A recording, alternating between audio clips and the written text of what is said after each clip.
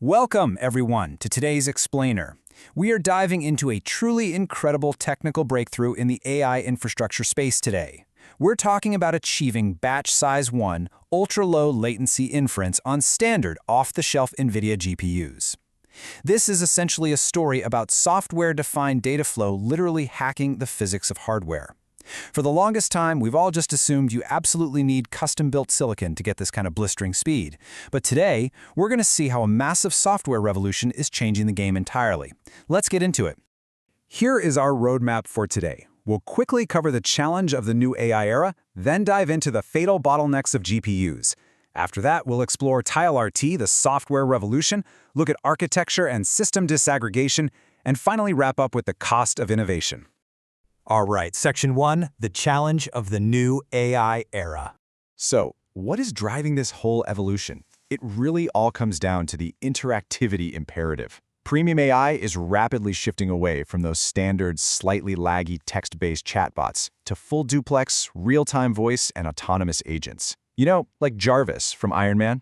This transition completely changes the requirements, demanding a sub-millisecond time-per-output token, or TPOT. While your standard chatbots can linger at over 50 milliseconds of latency per token and still feel fine, true voice interactivity requires dropping below 1 millisecond. At these microsecond speeds, speed itself becomes the new scaling law. Users are going to pay a massive premium for absolute zero-delay interactions, and our infrastructure simply has to catch up.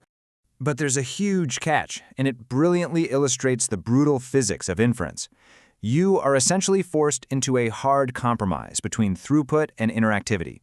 Think of high throughput like a massive metro bus. You pack a ton of users in, hitting up to 5,900 tokens per second per GPU to amortize your costs, but individual responses are delayed. It takes a while for everyone to get off the bus.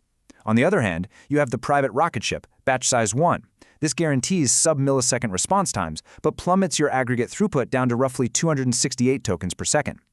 Basically, pushing interactivity up by 10x forces a brutal 30x drop in aggregate throughput. You simply cannot have a vehicle that is simultaneously a massive metro bus and a private rocket ship. Moving right along to Section 2, fatal bottlenecks of GPUs. Now, we all know standard GPUs are absolute bandwidth monsters, right? Generation after generation, high bandwidth memory, or HBM, has seen massive multi-terabyte increases.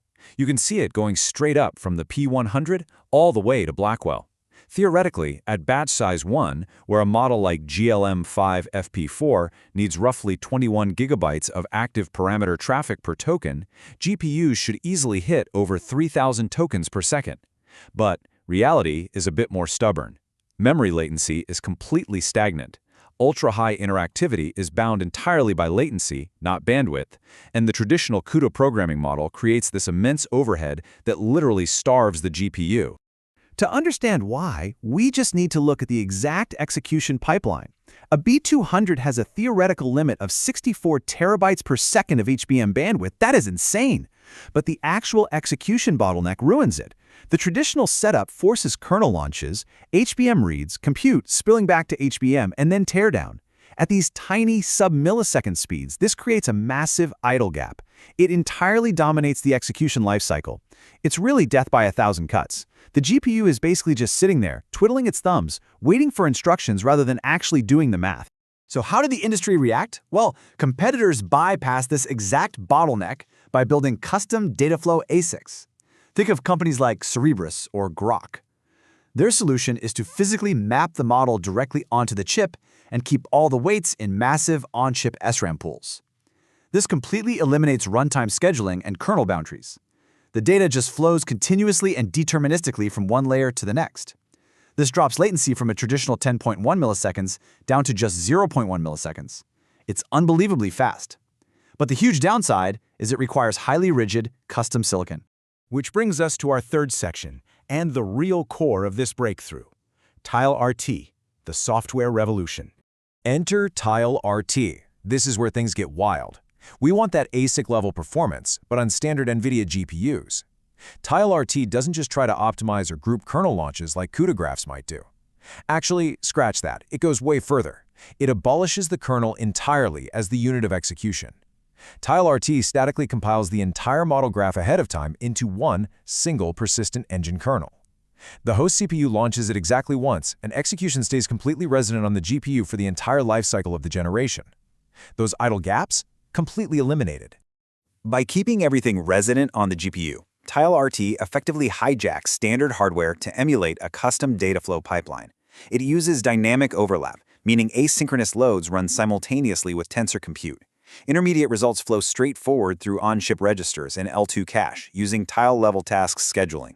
The absolutely critical takeaway here is that there is zero global memory, zero HBM spillover between stages.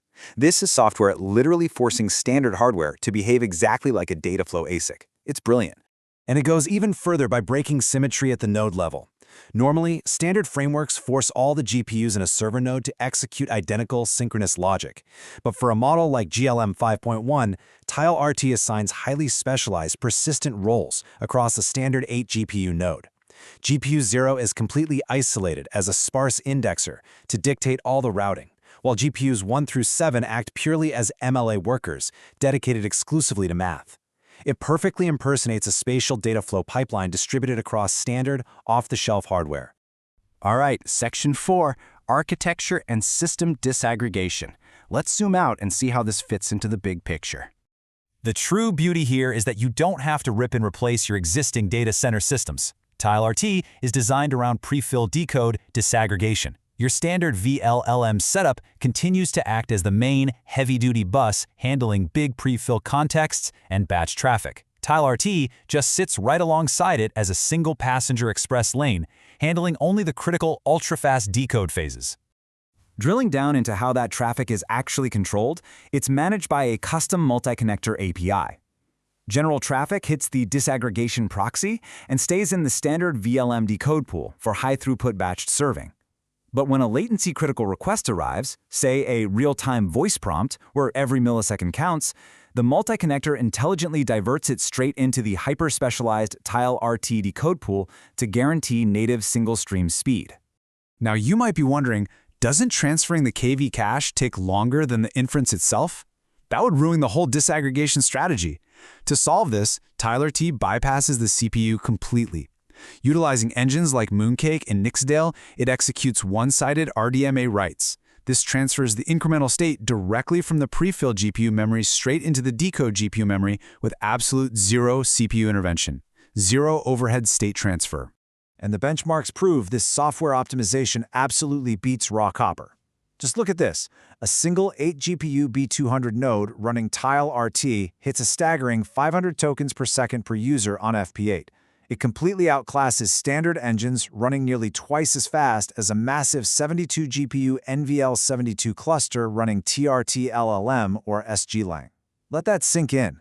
At an ISO cost level, this software is extracting double the interactivity than simply throwing massive amounts of raw hardware at the problem. Let's move to our final section, the cost of innovation. Because, as we know, nothing comes for free. From a financial perspective, running TileRT on fungible GPUs is huge because it prevents the massive CapEx trap of buying fixed-ratio ASICs. If you buy custom silicon and demand for ultra-fast response suddenly drops, that extremely expensive hardware just sits completely idle. By running TileRT on standard GPUs, you maintain a liquid resource. You can adapt to peaks, instantly reallocating GPU capacity between high-throughput batching and ultra-low-latency decode on the fly. It totally prevents CapEx risk exposure. But this software magic definitely has a steep price, because you are actively fighting the natural substrate of the GPU. The ahead-of-time compiler difficulty is massive. It requires intense manual effort to hard-pin dependencies and carve out warp specializations. Because of this, it currently restricts you to a tiny catalog of supported models. Right now, just GLM5 and DeepSeek v3.2. And most importantly, you sacrifice aggregate throughput entirely, because the engine is permanently locked at a batch size 1 limit. Which brings us to the ultimate question for the future of this tech. Single-turn benchmarks? Those are solved. But as we look to the horizon, with 140,000 plus context windows, multi-turn autonomous agents, and rapid sub-agent tooling calling on incredibly complex reasoning loops, we have to ask, can TileRT sustain this flawless, sub-millisecond interactivity across the incredibly dense agentic workloads of tomorrow? That is the next frontier. Thank you all so much for joining me for this explainer.